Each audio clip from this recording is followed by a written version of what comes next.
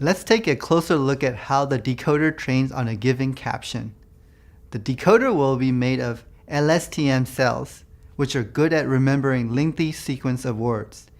Each LSTM cell is expecting to see the same shape of an input vector at each time step. The very first cell is connected to the output feature vector of the CNN encoder. Previously, I mentioned an embedding layer that transformed each input word into a vector of a certain shape before being fed as input to the RNN.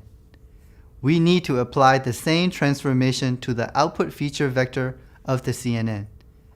Once this feature vector is embedded into expected input shape, we can begin the RNN training process with this as the first input. The input to the RNN for all future time steps will be the individual words of the training caption.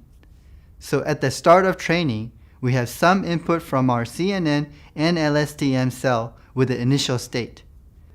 Now the RNN has two responsibilities. One, remember spatial information from the input feature vector. And two, predict the next word. We know that the very first word it produces should always be the start token, and the next word should be those in the training caption.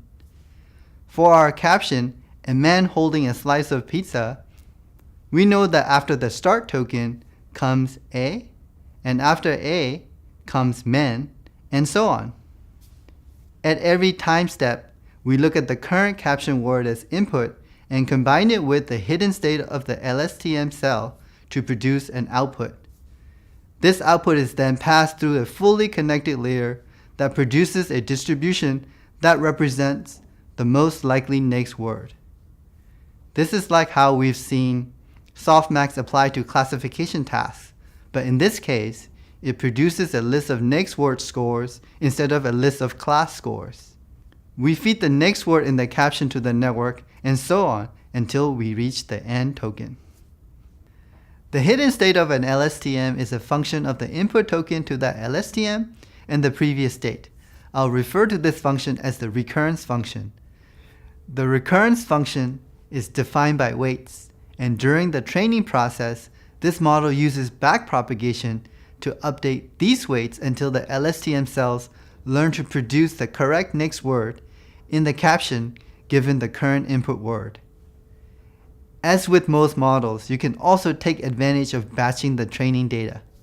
The model updates its weights after each training batch, where the batch size is the number of image caption pairs sent through the network during a single training step.